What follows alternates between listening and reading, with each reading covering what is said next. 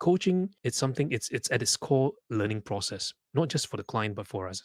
It's a blessing for us. We get to experience many different lives through the lens of our clients. But at the same time, we get to co-create something with them, holding the space for them, and building this, getting on this journey of mastery. What if the courage we seek in coaching isn't loud? What if it tiptoes, snuggles, or even naps before decks? And what if inside every coach lives a sloth, a bear, and a bunny? The call is not about what we are, but what we might become together. And sometimes the bravest thing is not to understand, but to begin.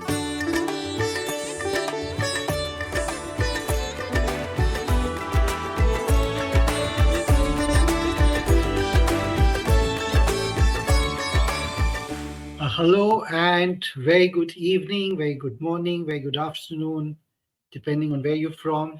And I'm sure that the day has started well with Raghu's session, and now listening to Mel and Viji.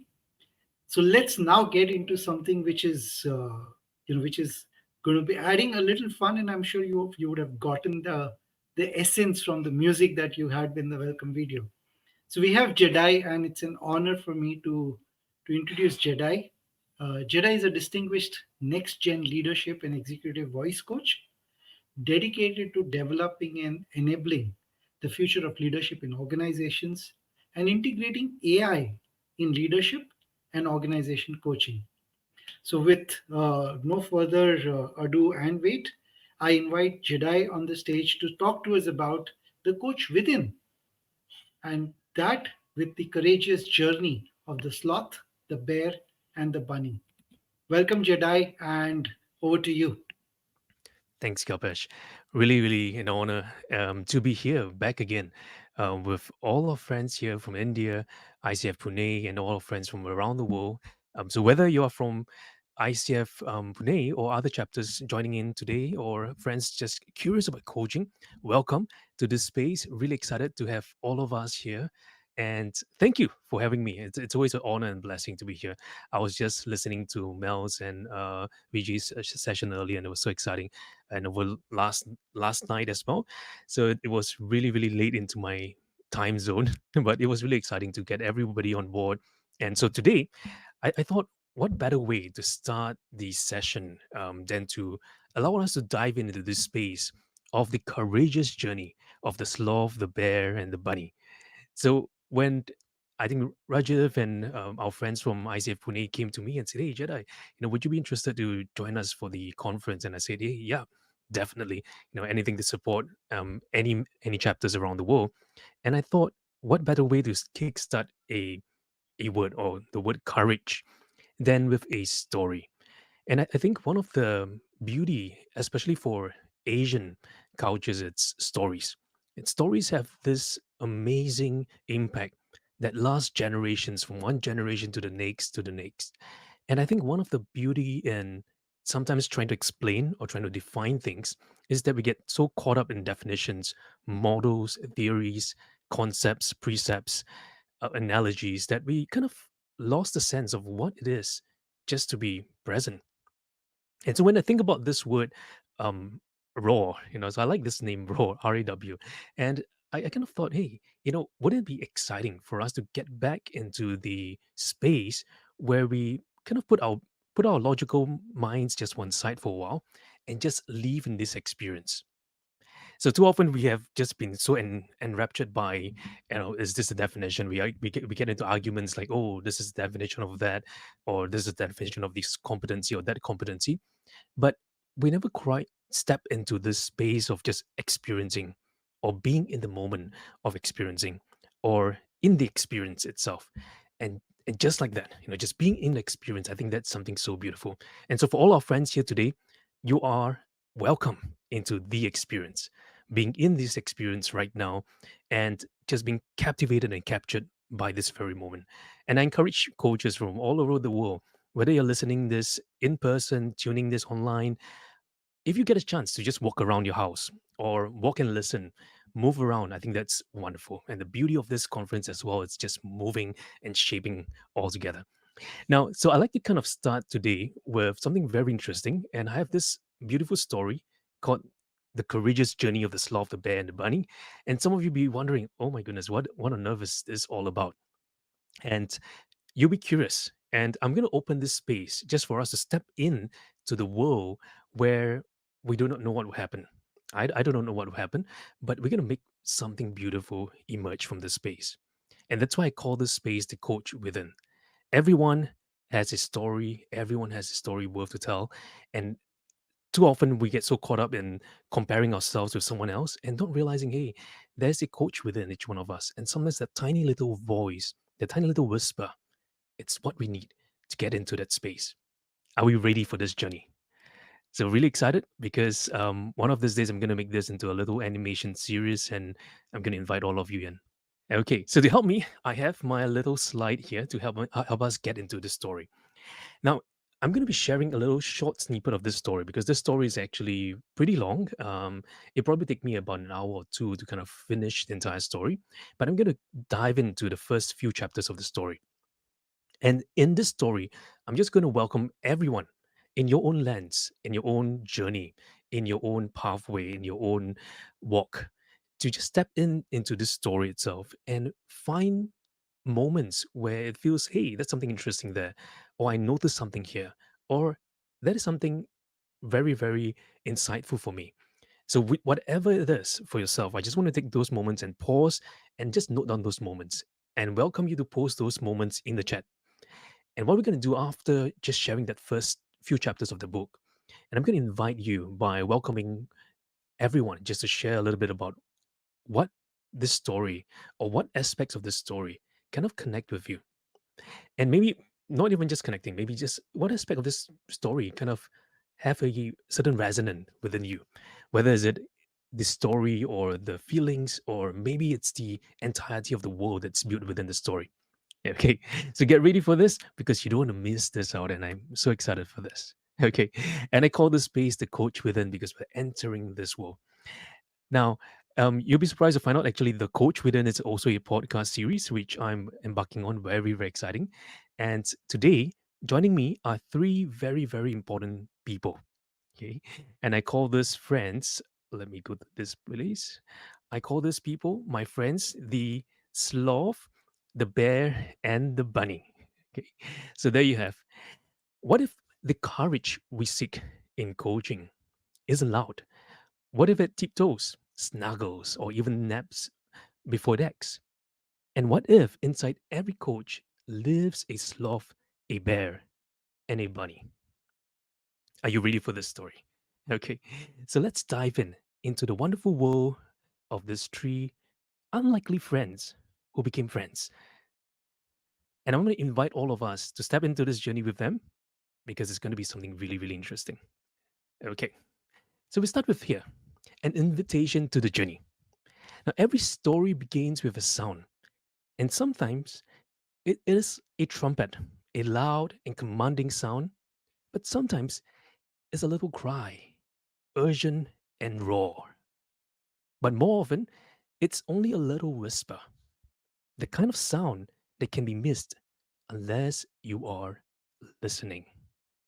And this story really begins with such a whisper about courage, but not the kind of courage that roars from the mountaintops or breaks through battlefields, but a quiet kind, the courage to be present, to listen, to trust, to collaborate, and to find friendship.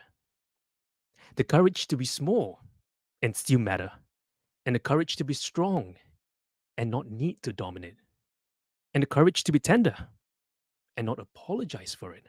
It is taught through these three unlikely companions: the sloth, his name is called Moss, who teaches us that stillness is not weakness; Finn, the bear, who learns that strength is not the absence of fear, but the steadiness to hold space for others; and Echo, the bunny, who discovers that tenderness and smallness can be the very doorway to courage.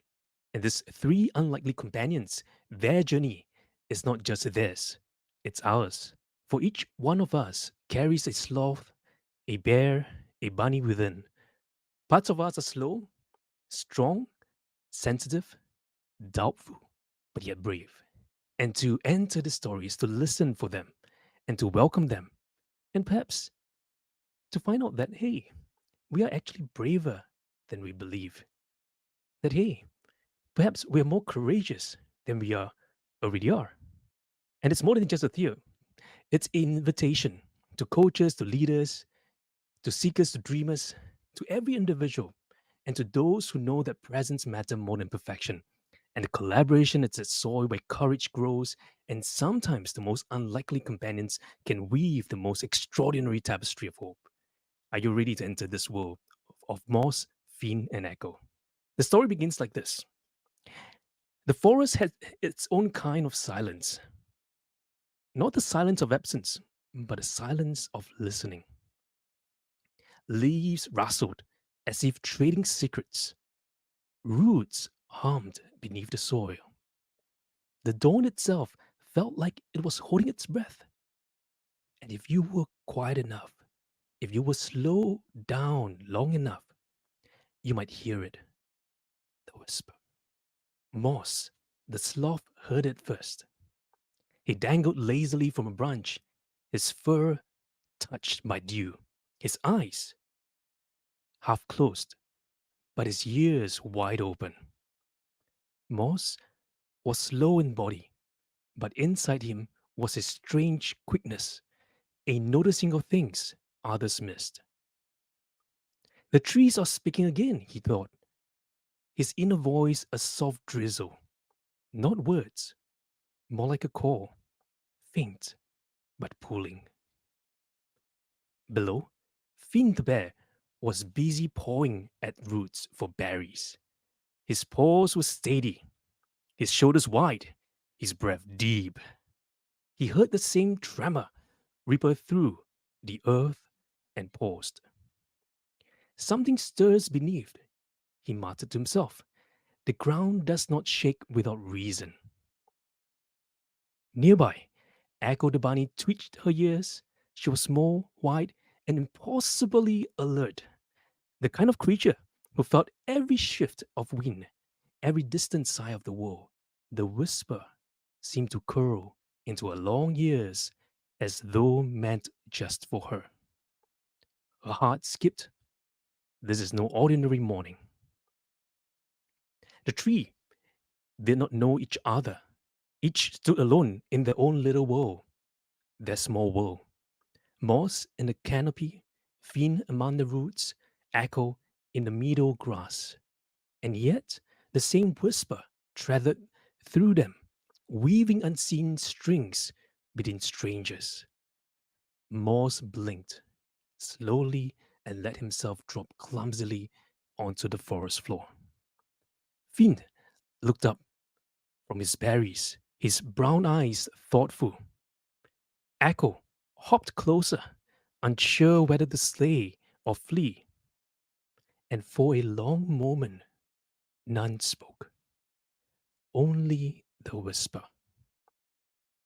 And then, almost at once, the voice gave it and said in a whisper. Moss said to himself, "Do you hear that?" Echo said, "It's like the forest is calling." And Finn, "Not just the forest, the valley itself."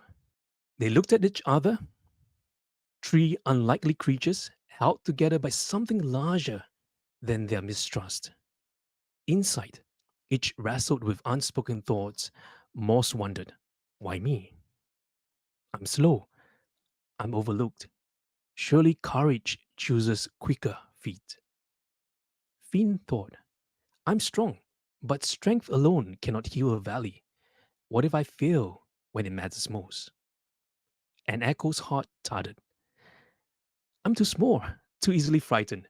How could a whisper be meant for me? The whisper did not answer. It never gave explanations. It only pulled, soft as the wind through leaves. At last, Moss spoke, his voice low but sure. Perhaps the call's not about what we are. But what we might become together, Finn granted, in agreement, though his doubts still growled inside. Echo twitched her ears again, the faintest smile tugging her mouth. They did not yet know the trials ahead, but the whispers beneath the tree had chosen them. And sometimes the bravest thing is not to understand, but to begin. So the clearing was open, sunlit, and deceptively calm. It was the kind of place where grass bowed easily to the breeze and flowers craned their necks towards the light. But for Morse, Fiend, and Echo, it was no sanctuary. It was a stage where difference would bare its teeth. Morse shuffled forward slowly, his claws scratching the earth. His movements were deliberate, heavy with time. Fiend towered beside him, his bulk blotting patches of sunlight. Echo darted in and out of shadow, her ears quivering like reeds. For a moment, they simply stared. Three creatures from three different rhythms. Fiend broke Fiend's voice broke first. His tone was rough, not unkind, but full of bluntness. You're slow. At this pace, the valley will fade before you take 10 steps. Moss blinked, unbothered by the insult, but a little hurt all the same. His thoughts were not quick to anger, they drifted heavy like clouds. And Moss thought, he sees slowness as weakness. But perhaps one day he'll learn patience hears what speed misses. Echo giggled nervously, then piped up. And you're too heavy. One wrong step and the river will swallow you whole. Her words were sharper than she intended. They leaped out like a defense, carrying their own quivering doubt. Echo thought, if I make them laugh at him, maybe they won't notice how afraid I truly am. Finn bristled, his pride prickling like thorns. Morse tilted his head, his low voice drawn out. And you, little one, are too fragile? A strong wind might carry you away before courage even touches your fur. The words hung heavy. What was meant as observation struck Echo's tender chest. Her ears folded and her inner voice wavered. Do they, do they really see me as nothing? Am I truly so small that even my presence count for little? The three of them stood in a triangle. Suspicion, mockery, mistrust, sparking them like dry twigs. They had all heard the whisper, but they had not yet heard each other. The clearing, so open and bright, felt suddenly narrow. Finn growled his breath, his paws scraping earth. Moss closed his eyes, retreating inward.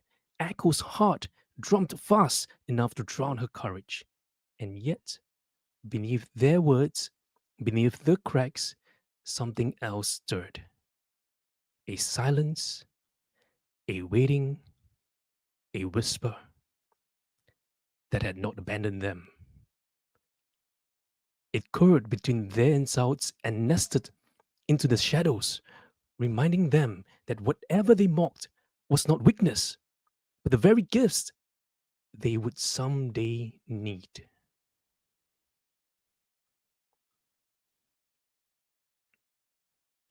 The forest thinned into a rocky bank where the earth split open, and there it was, the river. It wasn't just water, it was a wild, rushing thing, foam forth white, currents churned with restless energy, and every stone beneath the surface shimmered like a thought, spinning too fast to hold. The three stood at the edge. Moss blinked slowly. His paws curled against the earth, and Finn's broad shoulders stiffened. and Echo's ears trembled as if the water's roar were whispering straight to her bones. It's too fast! Her voice quivered like the river itself. It does move quickly. He stretched the words, slow as ever, but his tone carried something gentler, an acceptance of what was, not a fight against. Quick or slow, it doesn't matter. The valley waits on the other side, and we must cross. He lifted a paw, testing the edge of the water. The current slapped it hard and back, as if mocking his strength. Feeling growled. Inside, a different voice rumbled. I should be enough. I've always been enough. But why does this river resist me? Moss leaned closer to the water, his reflection rippling into fragments. It's like loud like thoughts, he mused inwardly. When the mind rushes, it pulls us under. To cross, one must first slow the rushing inside. Aloud, he murmured, perhaps we do not fight the river. Perhaps we learn its rhythm. Echo, twitching her nose, uncertain. And and what if its rhythm is stronger than us? Moss smiled faintly, eyes half shut. Then we move with it, not against. Echo stepped closer, her ears catching every swirl and splash. She listened, really listened, not just to the noise, but to the spaces between. A soft sound emerged.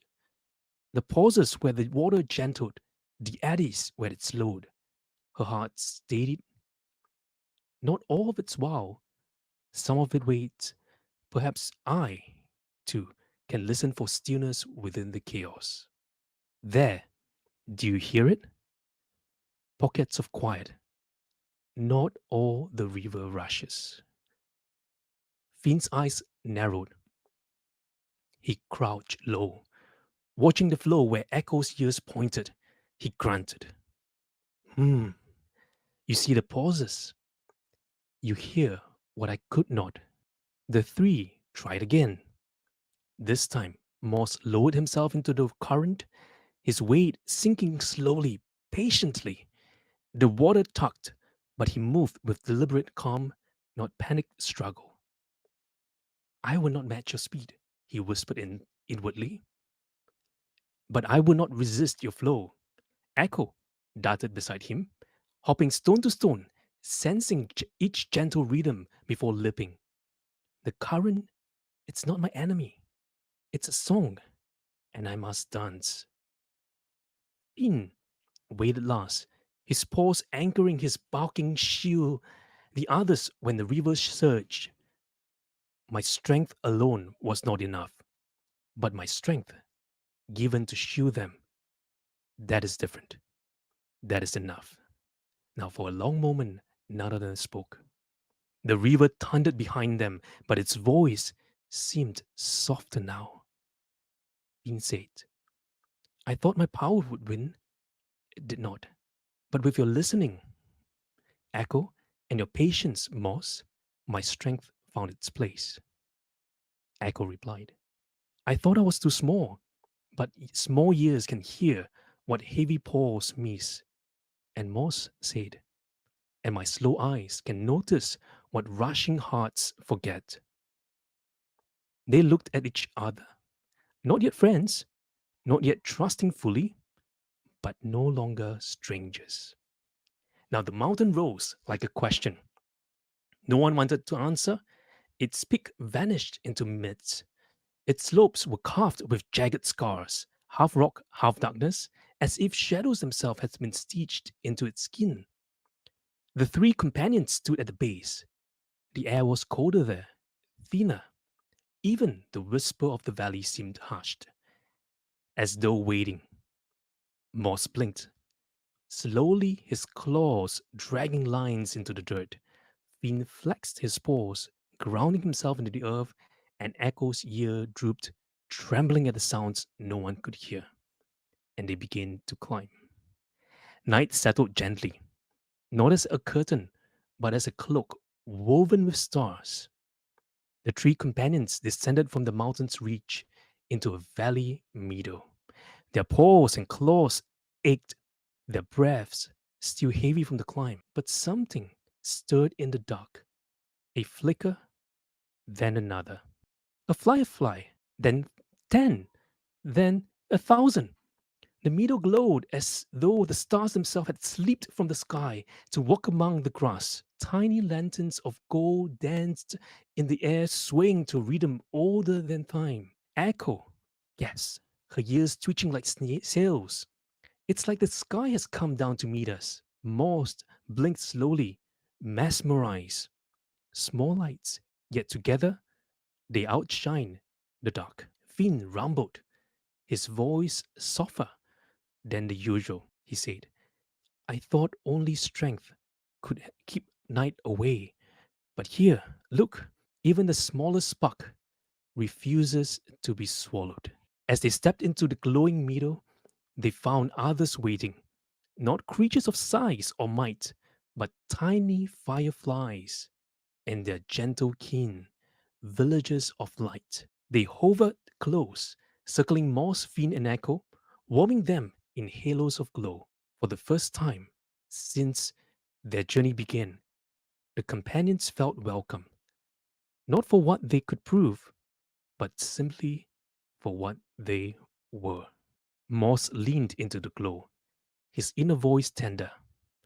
Perhaps slowness is not useless.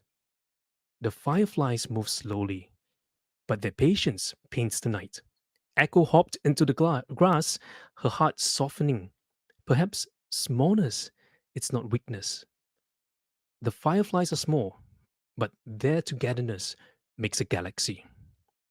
Finn lifted a paw, watching a firefly land gently on his scarred claw. Perhaps strength is not in bearing alone. The fireflies shine not alone, but because they shine with each other. The villages of light soared, creating patterns in the sky, circles, constellations, pathways of glow. The three followed, laughing for the first time since their journey began. Echo darted among them, her ears like sails catching wonder. Do you see it? They're not trying to outshine one another. They're weaving together. Moss chuckled, slow and deep. Light shed does not grow dim, it grows brighter. Fiend smiled, his voice thoughtful. Then perhaps courage is not about carrying all the weight alone, but about carrying light together.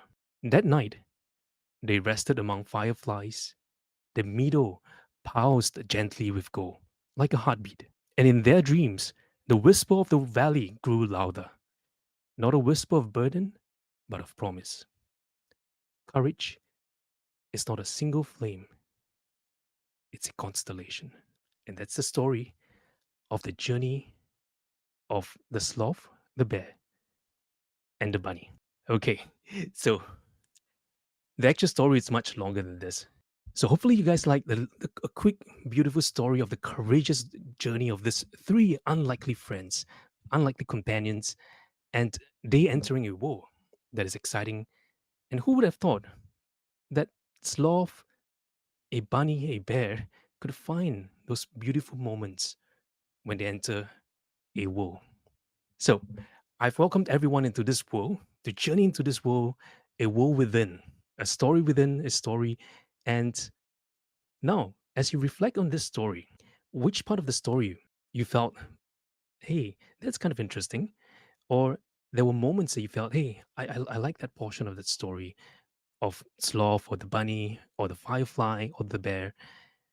And I'd like you to post in the chat box down below, or you could share your thoughts, or if you like to unmute yourself and share some of your reflections, welcome you to share that. So I hear some of our friends here. Fireflies slow down to create a galaxy. Okay. And Prashan says, listen actively. Okay. And we hear patience hears what speed misses. Okay. So I'm scrolling through the chat box down here, and Rachana says, stillness is not weakness. Peaceful. Okay. Okay, that's beautiful. I love that. Courage is the constellation. Calm and composed. Tenderness can be a doorway to courage. And so one thing when I was thinking through this story as well, and I was saying, hey, what is a way for coaches to help our clients or maybe partner with our clients to encourage them, encourage their heart that they are on this journey. It's a courageous one and they can brave their stories. And that's also why throughout my whole journey as a coach as well as I thought about what does a coach really mean or what does coach really do, and it kind of reminded me that say, hey, it's about allowing our clients to brave their stories. And then that's why one of the brands I've created is called Brave Your Story, helping every individual to just own the story and to lead the life that they truly are. Very much like the bear. The bear doesn't have to be the sloth.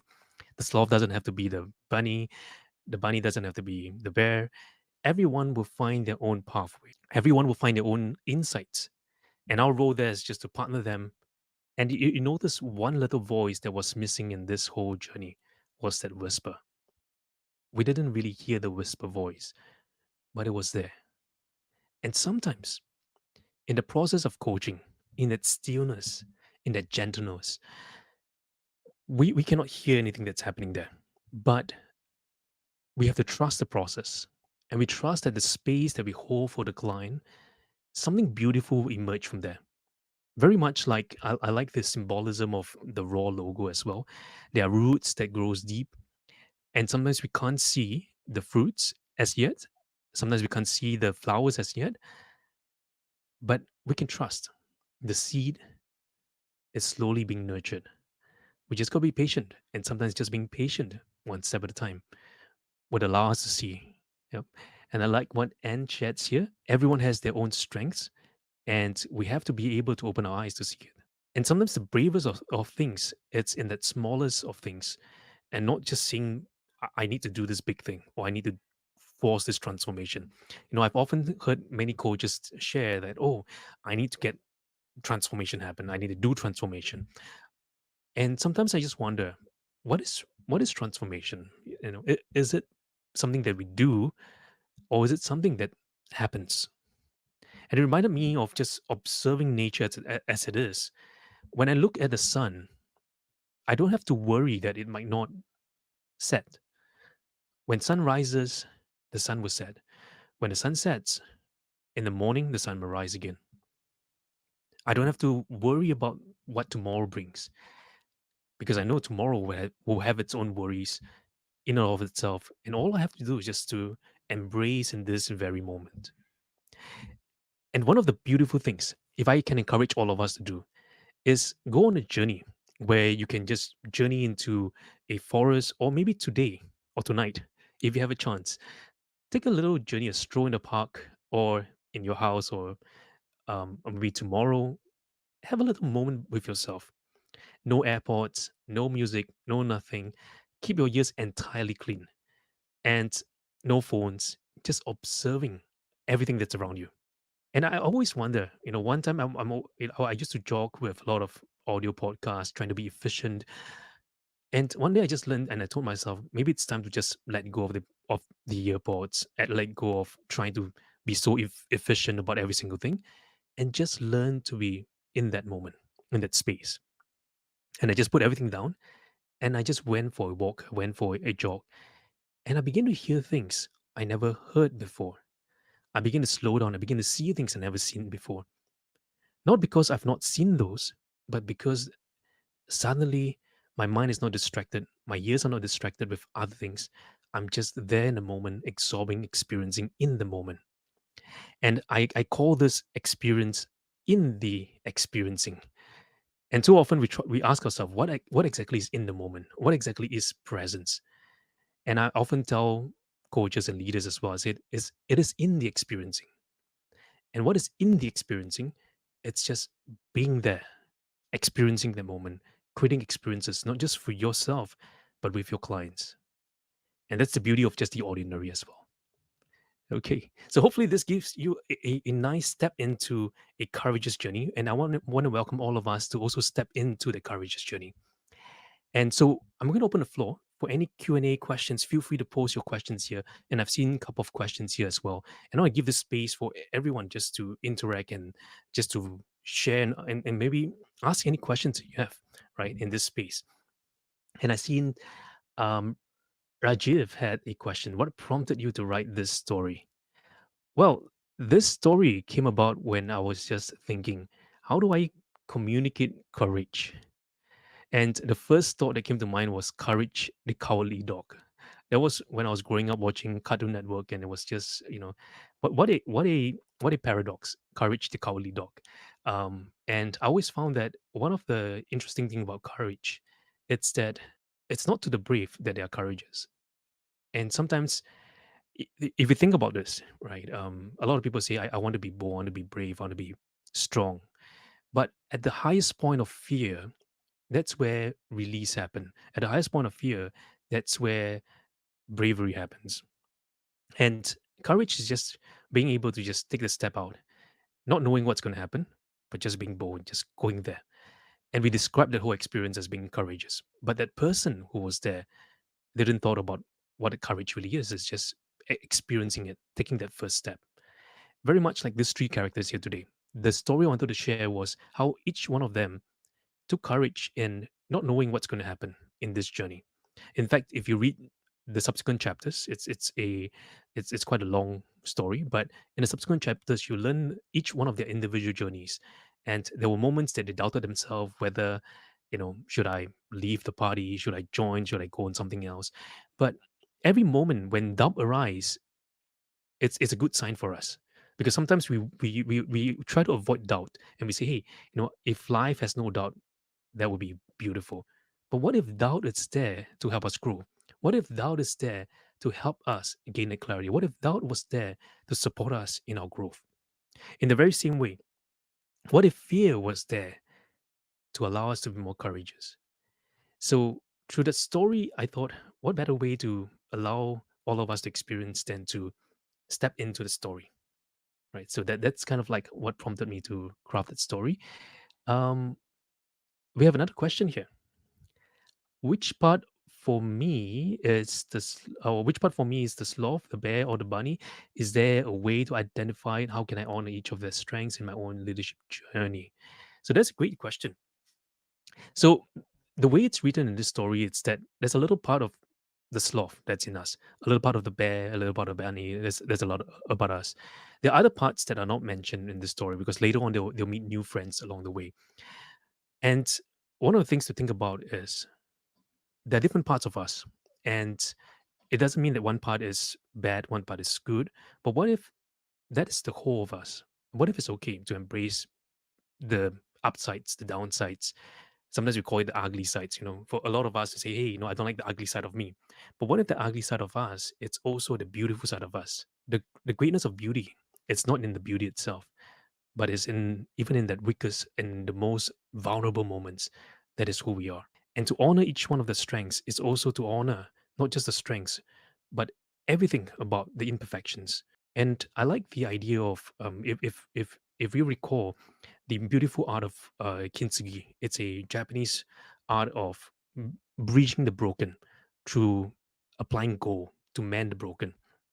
Sometimes in our own life, we have different parts of us that are a little bit broken, and if we can apply the gold in those parts, we can build beautiful pottery. And that little process of mending the brokenness by applying gold, building something afresh, that afresh and that refresh and that rejuvenation. And that's the beautiful journey of our own leadership or career journey as well. That leadership journey, it's never a straight path. That's always different journeys. And that's what makes journey really exciting. There is no map for your own personal journey, but you have the map. And the map is crafted as we go along the way. So I think the beautiful part of leadership journey is that we just got to hold on, hold steadfast, and just trust that, hey, you know what? It doesn't matter where this journey heads, but I just got to trust that the boat will eventually reach to where I need to be. And if I trust that process, and I like that metaphor of Johnny Depp's character in Pirates of the Caribbean. It seems like he's not sure where he's going, but he feels always so present in the moment, just being there. Whimsical as he is, quirky as he is, but all the other characters are always so worried about navigating. But somehow some things always happen the way it should happen for him, and it feels right. And I think a lot of times in our journey, we always want to find the right answer or the right path or the right direction. But what if the best thing to do is just to get on the boat and just go? And as we go, as we observe, we begin to learn and we begin to make a little adjustments, little course corrections. And through that learning, it allows us to learn more about ourselves as well. So I think that's a beautiful part of the journey. And where can one have access to the whole story? Oh, that's a really good question. It will be out soon. That you can access it on Amazon soon. And I'm trying to record the full story with more animations and more visuals that I'll put on YouTube as well as on a podcast series, so that you can gain access to it. I had a previous book called Alex the Airplane. It's also meant to be a children's story, but I always love children's story. So if you get so maybe let me just go back one step. A lot of coaches ask me, Jedi, what is a essential coaching book you would recommend? And I often tell coaches, I say the best coaching book is not to buy a coaching book. The best coaching book is go read a story, read a children's book. And when you buy a children's book, it just removes that part of us that says, I need something more profound, I need something more um high level. A children's book takes us back to that childlike state of us, the curious state of us. What makes this book exciting? Why does these characters have such a resounding impact to us? And if we recall, recently there's a very popular Netflix show, um, Soda Pop, the Demon Hunters, right? And it is meant to be a children's film, but those characters resonated so strongly with a lot of even adults as well. And why is that so? Because when we enter the world, we begin to just peel open or begin to let go of our ego and just enter that world there. So I always say begin first with children's story and you find a lot more exciting stuff that will happen for you. Yeah. Are these three characters symbolic of different tendencies within us, like the strength of the bear, the agility of the bunny, and the ability of the sloth to see far and how they work together? Yeah, and I chose this tree because I found that this three um, s- characteristics or tendencies, we tend to be very comfortable in our strength. We tend to be in our element, right? And we feel very comfortable in those.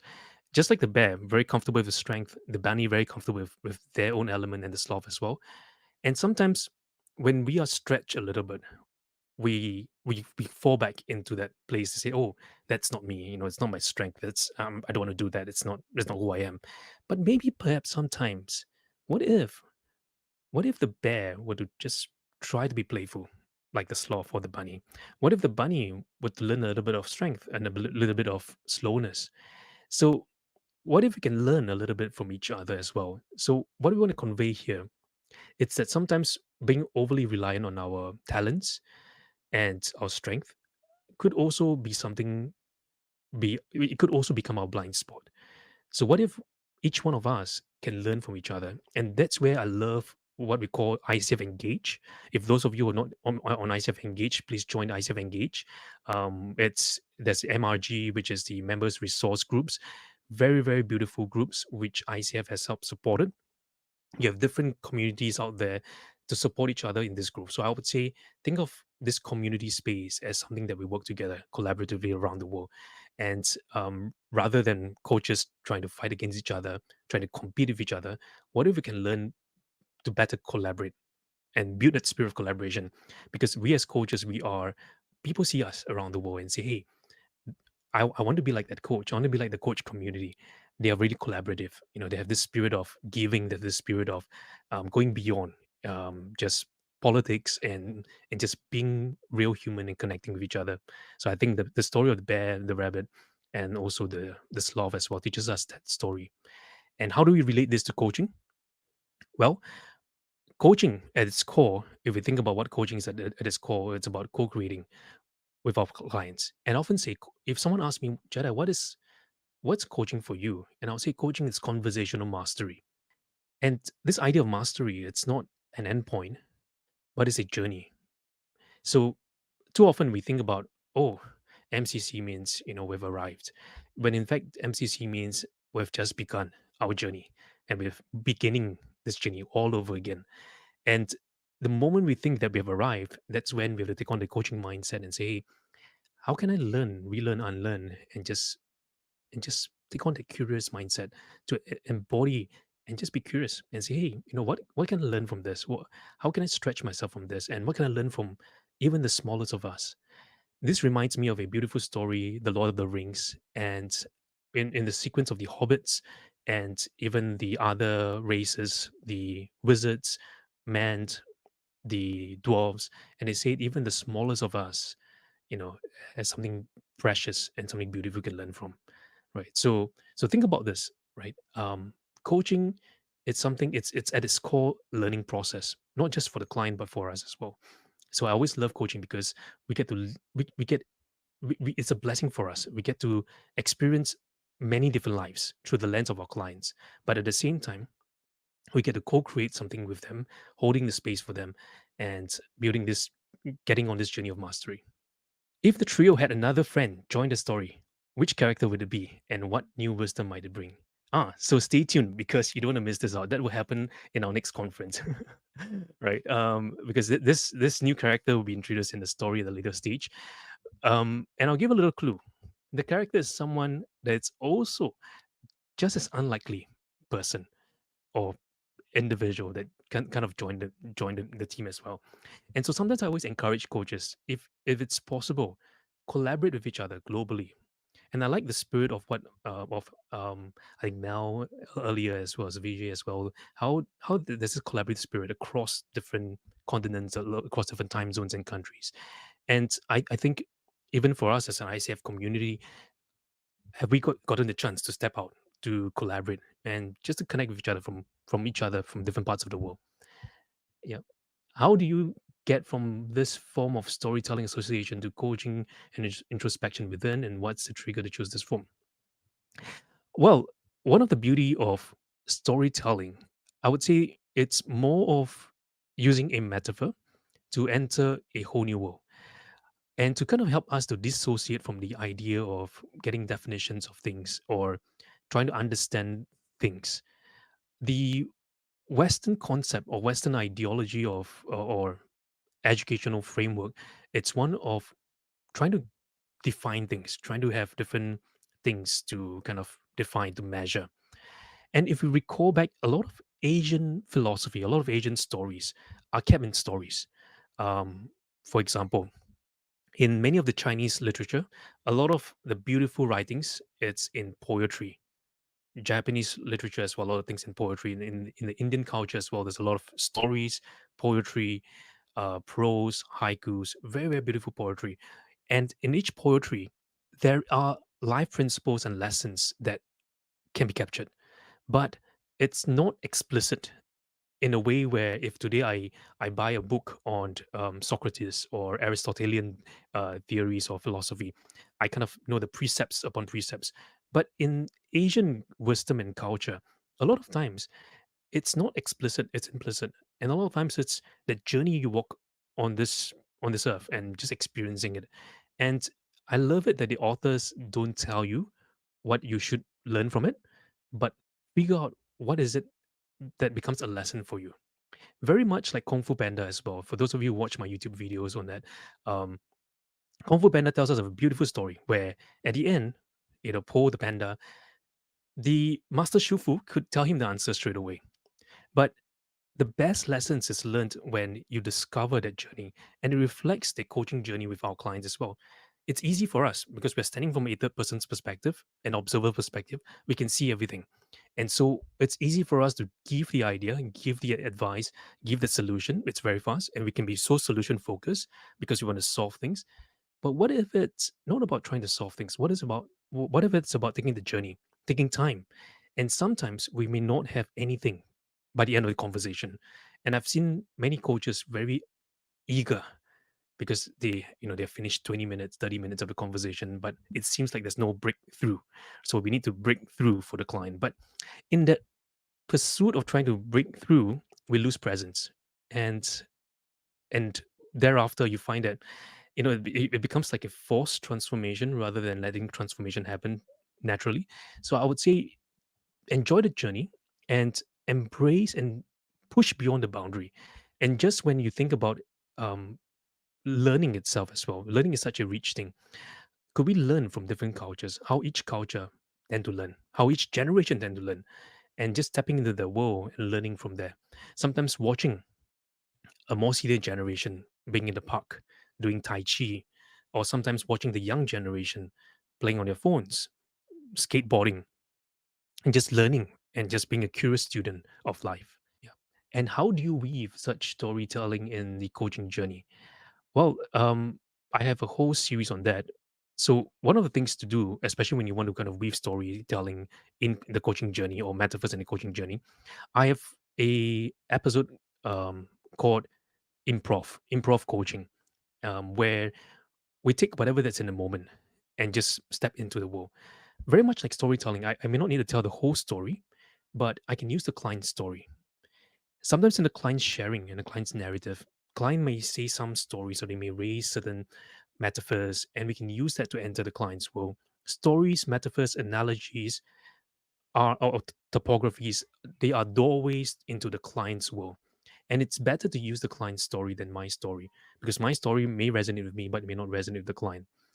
Now, if we are doing children's coaching or youth coaching or other forms of coaching where the individual may have yet to have a lot of life experiences yet, sometimes sharing his story first and then facilitating the coaching conversation may help that individual of a younger generation connect with principles, morals, um, and other values more closely. So think about it. If I'm coaching someone at a much younger age, 2 years of 2 years of age, 3 years of age, sometimes sharing his little story and then entering the coaching conversation may help them a little bit more.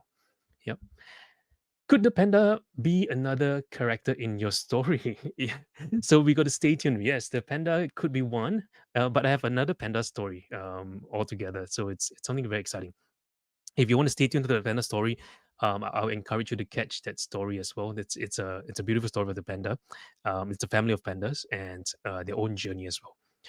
And to me, one of the beauty of things is if you get a chance, I will encourage all of us to find time to write to explore poetry, whether you enjoy Shakespeare's poetry or you enjoy um, traditional poetry, find time to do some calligraphy poetry and explore poetry as a way, as a doorway of coaching.